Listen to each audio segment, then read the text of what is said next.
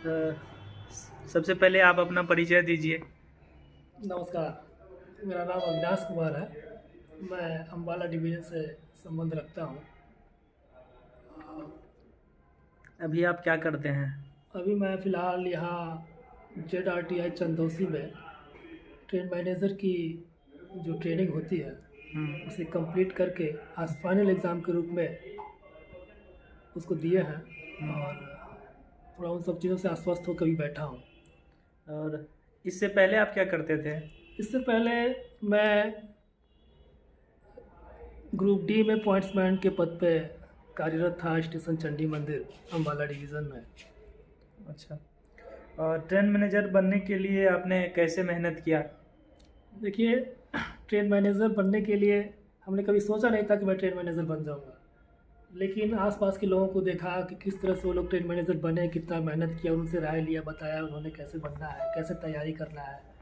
तो फिर मेरे अंदर भी जुनून जगा कि मुझे ट्रेन मैनेजर बनना है, अपनी आर्थिक स्थिति सुधारना है।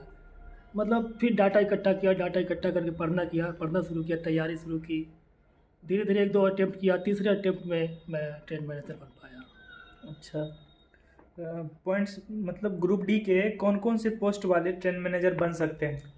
देखिए, ग्रुप डी के लगभग ऑपरेटिंग से संबंधित जितने भी स्टाफ हैं वो सभी ट्रेन मैनेजर बन सकते हैं, उनके लिए पात्र हैं वो, बशर्ते उनके लिए एक निश्चित सेवा काल में 1900 की सर्विस में 3 साल की सर्विस होना शायद अनिवार्य होता है। उसके बाद वो विभागीय परीक्षा देने के लिए एलिजिबल हो जाता है। अच्छा। प्रमोशनल एग्ज़ाम के लिए कौन कौन से सब्जेक्ट और सिलेबस होते हैं? प्रमोशनल एग्ज़ाम के लिए सही कहूँ तो 90% तक हम्म, विभागीय मटेरियल्स यानी कि विभागीय जानकारी रेल के संबंध में ही सवाल आते हैं। अच्छा। अगर 90% रेल के संबंध में उसके पास जानकारी है हम्म, तो परीक्षा निकालने के लिए अपनी सामर्थ्य रखता है। बाकी जो बचे 10% जी। उसमें थोड़ा सा मैथ हो गया, जनरल नॉलेज की चीज़ें हो गई हम्म। और चीज़ें। इनकी तैयारी कैसे की जानी चाहिए? इनकी तैयारी के लिए सबसे महत्वपूर्ण चीज़ है कि हमें कम से कम GNSR जो हमारी सबसे महत्वपूर्ण बुक होती है रेलवे की, जनरल एंड सब्सिडरी रूल, उसकी जानकारी हमें पूरी तरह से होनी चाहिए। हमारी ऑपरेटिंग मैनुअल की किताबें हैं, ब्लॉक वर्किंग मैनुअल है और एक्सीडेंट मैनुअल है। इन सब चीज़ों के बारे में गहन जानकारी होनी चाहिए। उसके बाद छोटी छोटी डाटाओं को इकट्ठा करके, फैक्चुअल डाटा याद करके, उसको तैयारी करके हम निकाल सकते हैं ट्रेन मैनेजर की परीक्षा को। अच्छा। पॉइंट्समैन और ट्रेन मैनेजर में अब आप क्या डिफरेंस देख रहे हैं? देखिए, ट्रेन व्यक्तिगत मैनेजर, सवाल है। हाँ बिल्कुल सही है, बात है आपकी, व्यक्तिगत सवाल से मैं सहमत हूँ। ट्रेन मैनेजर और पॉइंट्समैन जो पिछले पद में मैं था, बहुत अंतर है।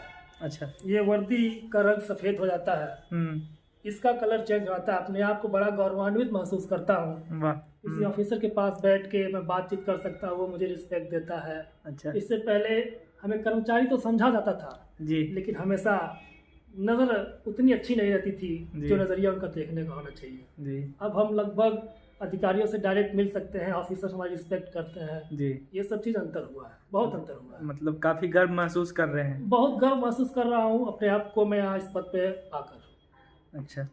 अब तक आपने मतलब जो समझा कि ट्रेन मैनेजर का क्या दायित्व होता है, इसके बारे में कुछ बताइए। देखिए, जैसा कि नाम से ही है, झलक रहा है कि ट्रेन मैनेजर गाड़ी प्रबंधक, जी।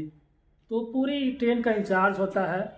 लोको पायलट जो है वो सिर्फ अपने इंजन के मालिक रहते हैं, लेकिन बाकी सारी जिम्मेदारी हमारे पास होती है। ट्रेन में रास्ते में क्या हो रहा है उसकी जिम्मेदारी, पैसेंजरों को देखना सुनना, कोई एबनॉर्मलिटी होती है तो उसको सुधार करना, गाड़ियों को दुर्घटना के समय बचाव करना, समय पालन, सब कुछ है, बहुत चीज़ें हैं, जिम्मेदारी का चीज़। हाँ, तो आगे हम आपसे जानना चाह रहे हैं कि प्रमोशनल ट्रेनिंग का आपका अनुभव कैसा रहा? देखिए, प्रमोशनल ट्रेनिंग का अनुभव तो बड़ा सुखद रहा, लेकिन उसके बारे में विस्तृत जानकारी मेरे साथी मित्र मनोज कुमार से लीजिए। यह है। अच्छा। नमस्कार सबको। प्रमोशनल ट्रेनिंग के बारे में ये बताना चाहते हैं कि सबसे पहले प्रमोशन के बारे में बताना चाहते हैं कि यदि आप पॉइंट्समैन हैं या गेटमैन हैं या ऑपरेटिंग डिपार्टमेंट में कोई भी कर्मचारी है या कमर्शियल में ही छोटे कर्मचारी हैं, तो प्रमोशन के 3 आयाम हैं। नंबर 1 जीडीसी एग्ज़ाम होता है जो जोन लेवल पे होता है, उसमें सभी विभाग के सभी कर्मचारी भाग ले सकते हैं। इनमें प्रश्न आरआरबी के तर्ज पे होता है। दूसरा है जिसमें यातायात विभाग के यानी कि ऑपरेटिंग के कर्मचारी भाग लेते हैं। उसमें 2 प्रकार की परीक्षाएं होती है।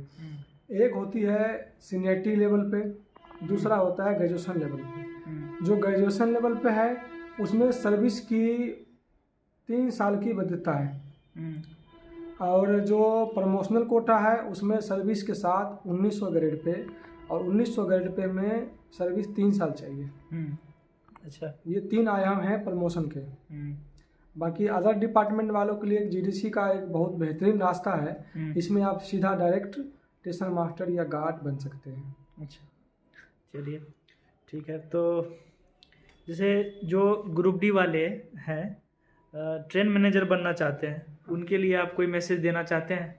जो चतुर्थ वर्ग श्रेणी में हैं और ट्रेन मैनेजर बनना चाहते हैं, खास करके यातायात विभाग में जो ऑपरेटिंग में है, उनके लिए ये कहेंगे कि आप जो भी काम करते हैं या अपने वातावरण में आसपास में कार्य के दौरान जो भी चीज़ें देखते हैं उसको अच्छी तरह से समझें। हाँ, उसे समझिए।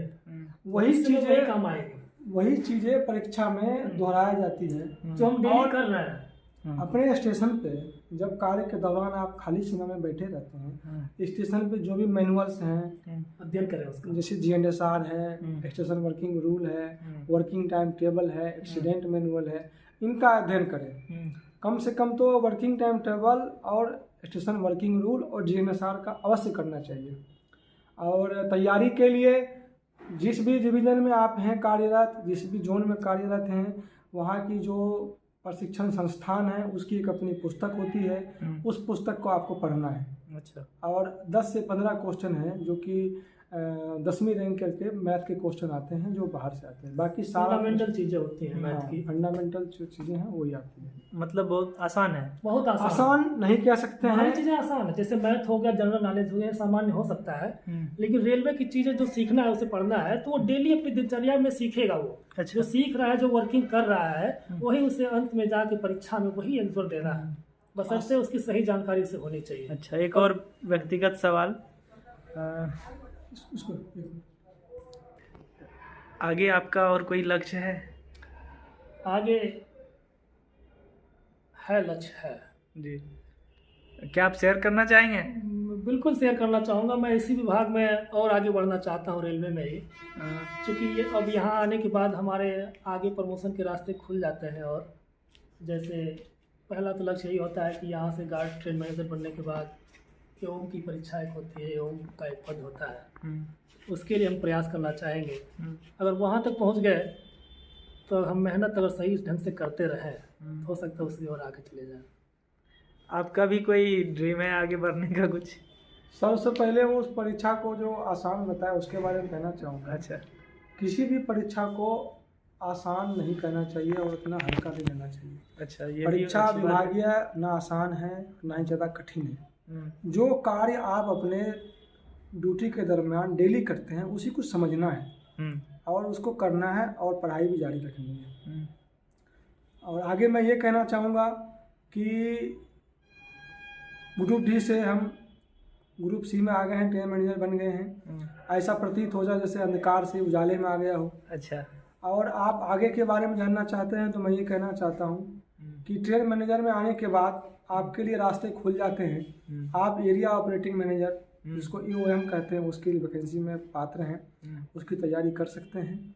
उसके लिए भी वही पढ़ाने के लिए अगर कोई साथी जानना चाह रहे होंगे वही है accident manual, operating manual, GNSR और भी जो भी चीज़ें हैं। अच्छा, वाह क्या बात है। और यहाँ तक आने के लिए आप के लाइफ में कोई ऐसा व्यक्ति है जिसका आभार प्रकट करना चाहते हैं?